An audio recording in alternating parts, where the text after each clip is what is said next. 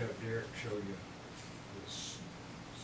Okay, so wars in the 20th century were largely fought over oil. Wars in the 21st century will largely be fought over water. Currently, according to the United Nations, 1 in 10 people on the planet do not have access to clean drinking water. This is a problem that I first heard whenever I was a little kid, and it's something that I've thought about a lot over the recent years.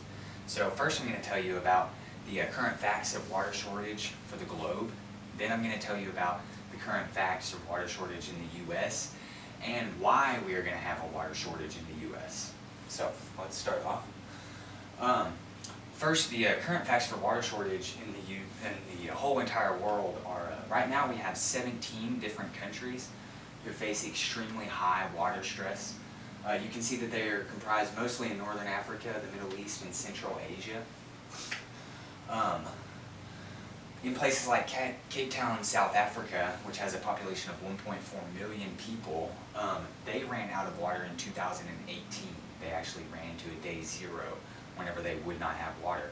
And now these people are having to get weekly rations of clean water in order to survive. In India, India is facing a massive water shortage problem. Over half of the 1.4 billion people in India are facing water shortages. And in the places that are in dark red here, those places have basically taken all of their groundwater, and now they're facing massive shortages.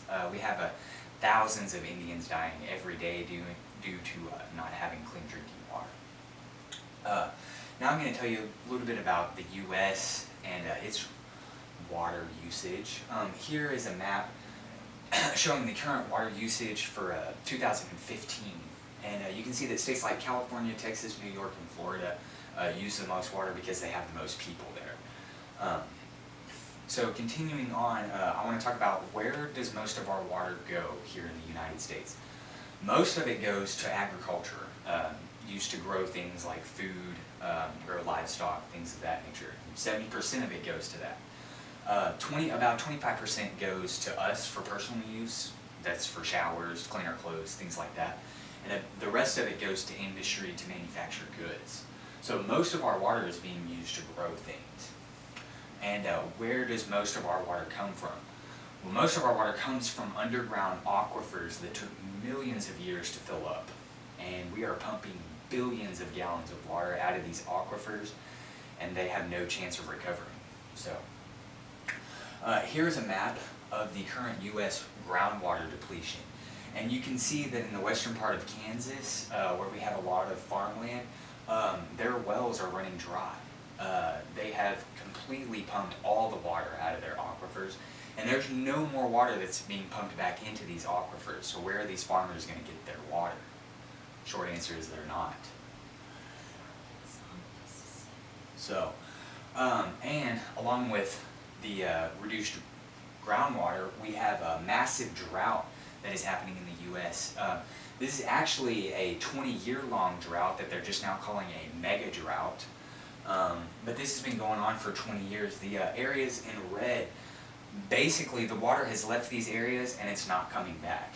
And this is a big problem for us here in the U.S.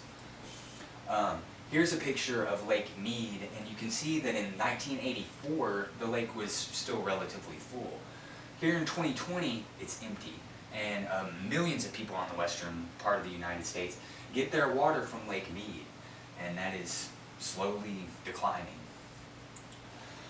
Now I'm going to tell you a little about why we're going to face a water shortage. Global warming and rising population are the two major factors. We simply have more people using more water.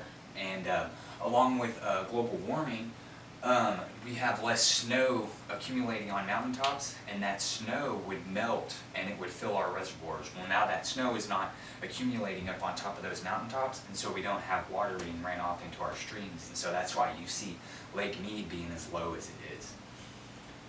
And another problem is water mismanagement. We have over 1/3 of our water being wasted due to leaky pipes, and that's just an estimate. It could be more. And then we also have instances of extreme water contamination, like in places like Flint, Michigan, where their water was rendered unusable because of contamination. So this is a problem that is not going to go away. water shortage, it affects everyone, and it's something that we cannot ignore. Now that you know that we have a water shortage happening in the U.S., you might conserve your water, because one day you may have to. Thank you. Okay, go back to your maps there. Hold on.